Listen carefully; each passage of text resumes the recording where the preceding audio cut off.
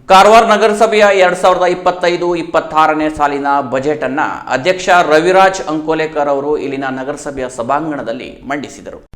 ಒಟ್ಟು ವಾರ್ಷಿಕ ಬಜೆಟ್ನಲ್ಲಿ 36.66 ಕೋಟಿ ಆದಾಯದ ನಿರೀಕ್ಷೆ ಇದ್ದು 36.49 ಕೋಟಿ ಖರ್ಚು ಮಾಡಬಹುದಾಗಿದೆ. 16.74 ಲಕ್ಷ ಕೋಟಿ ಉಳಿತಾಯವಾಗಲಿದೆ. ಸಾರ್ವಜನಿಕರಿಗೆ ಮೂಲಸೌಕರ್ಯ ಒದಗಿಸುವ ನಿಟ್ಟಿನಲ್ಲಿ ಹೆಚ್ಚಿನ ಆದ್ಯತೆ ಈ ಬಾರಿಯ ಬಜೆಟ್ನಲ್ಲಿ ನೀಡಲಾಗಿದೆ.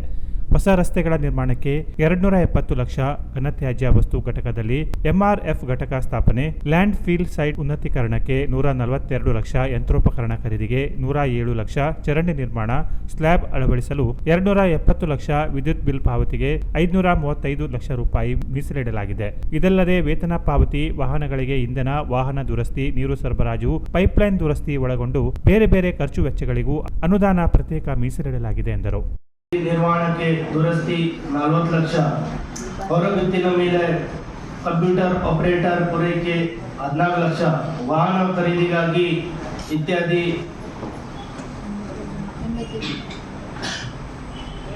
85 ಲಕ್ಷ, ವಾಹನಗಳಿಗೆ ಇಂಧನ ಪೂರೈಕೆ 75 ಲಕ್ಷ ನಿಗದಿಪಡಿಸಲಾಗುವುದು. ಬೀದಿ ದೀಪ ಹಾಗೂ ಇತರ ಸತ್ವಗಳನ್ನು ವಿದ್ಯುತ್ ಬಳಕೆ ಬಿಲ್ 5,35 ಲಕ್ಷ, ನಿರ್ಮಾಣ ಸಾಮಗ್ರಿ ಖರೀದಿಗೆ 10 ಲಕ್ಷ, ಕಾರವಾರ ನಗರಸಭೆ ವ್ಯಾಪ್ತಿಯಲ್ಲಿ ಮೆಟ್ರಿಕ್ ಪೂರ್ವ ಬಾಲಕಿಯರ ಹಾಗೂ ಬಾಲಕರ ವಸತಿ ನಿಲಯ ಕುಡಿಯುವ ನೀರಿನ HDPE ಪೈಪ್ಲೈನ್ ಅಳವಡಿಸುವುದು, ಟ್ಯಾಂಕ್ ಹಾಗೂ ಮೋಟಾರ್ ಮತ್ತು ಆರ್ಒ ಪ್ಲಾಂಟ್ ಜೋಡಿಸುವುದು 5ನೇ ಹಣಕಾಸಲ್ಲಿ 10.50 ಲಕ್ಷ, ವಾಹನದ ದುರಸ್ತಿ 15 ಲಕ್ಷ, ಅಪಾಯಕಾರಿ ಮತ್ತು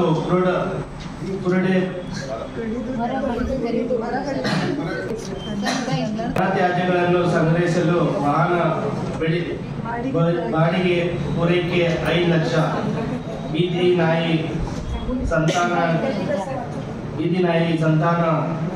ನಿಯಂತ್ರಣ ಕಾರ್ಯಕ್ರಮ ಅನುಷ್ಠಾನಕ್ಕೆ ಮೂಲಭೂತ ಸೌಕರ್ಯ ಮತ್ತು ವ್ಯವಸ್ಥಾನಕ್ಕೆ ಲಾಜಿಸ್ಟಿಕ್. ಉಪಾಧ್ಯಕ್ಷೆ ಪ್ರೀತಿ ಜೋಶಿ, ಚೇರ್ಮನ್ ಮಾಲಾ ಹುಲಸ್ವಾರ್, ಪೌರಾಯುಕ್ತ ಜಗದೀಶ್ ಹುಲಗೆಜ್ಜಿ ಹಾಗೂ ಸದಸ್ಯರು ಇದ್ದರು. Canara plus news, Karwar.